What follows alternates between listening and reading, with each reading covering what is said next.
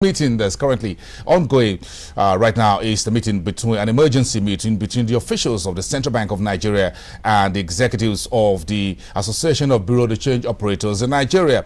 It was an overnight meeting that the Central Bank called to review last week's decision by the financial regulator to withdraw licenses of Class A Forex Bureau, what you call Bureau de Change. That move, according to the Central Bank, was aimed at stopping arbitraging at the currencies market and stabilize the naira.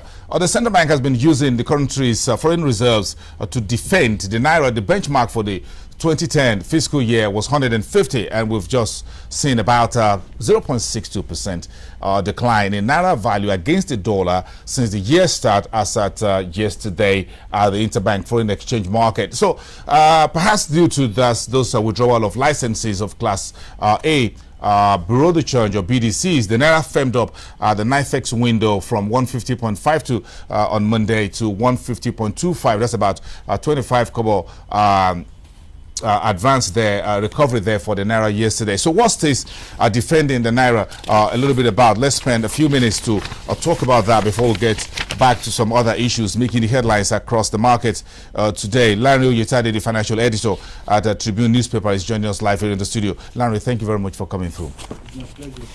What do you expect at today's meeting? We got the notice late yesterday that the Association of Bureau de Change Operators are meeting this morning, 9 o'clock, just about an hour ago or thereabout, with the central bank to discuss issues relating to this withdrawal of licenses of Class A Bureau de Change Operators and how that will affect, will impact on central bank's focus on, look, we don't want arbitraging, we want a stable naira, we don't want frivolous demands, and we want to plug all the loopholes.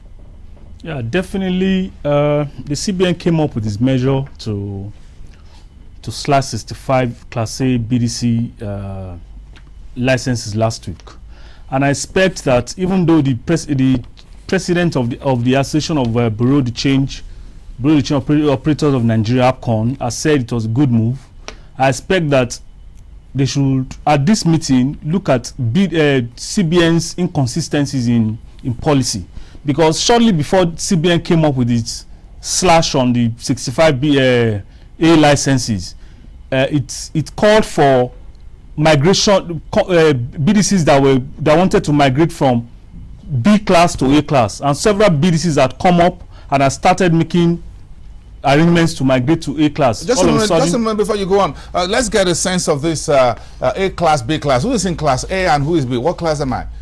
Sorry, I don't have a license. I was just kidding. But who is in A class? Who is in B class? As actually, the A class Bureau de Change are mainly banks and large high net worth corporate organizations, and they have a minimum paid up capital of about $500 million, 500 million naira, sorry, while the B class has 50 million naira. So if you have 50 million naira, for instance, you belong to the B class, while if you have 500 million naira, you belong to the A class. So that was the configuration that was done by Soludo in February last year, to kind of make, according to Soludo, then he was trying to make to further liberalize the forex market and make forex readily available to those who wanted to use it, especially in the SMEs. Why would you withdraw the licenses of Class A if they're the ones who have some more cash? And what they were saying was the Class A. The argument of the CBN was that the Class A BDCs were not actually doing what they were supposed to do. They were not readily making this available to end users. One, they were transporting it across borders. There was a case of several millions of dollars, about $3 million, if I'm right, transported in one single transaction across the Nigerian border.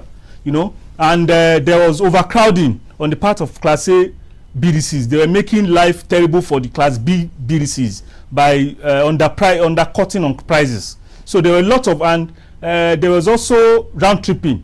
That's arbitraging, getting the forex from the official market and selling it on the street level. Yes. So that was the argument mainly of the CBN. That was why it came out to say it would it will cut out these 65A licenses. What was the rationale for Soludo last year, about an hour and a half ago, to do this Class A, Class B? Don't just provide a level playing field for everyone. Actually, the argument of Soludo then was that it would the Class A BDCs, which are mainly banks and high net worth corporate organizations, will service the SMEs, and the SMEs will readily have access to forex exchange, foreign exchange, sorry, to forex.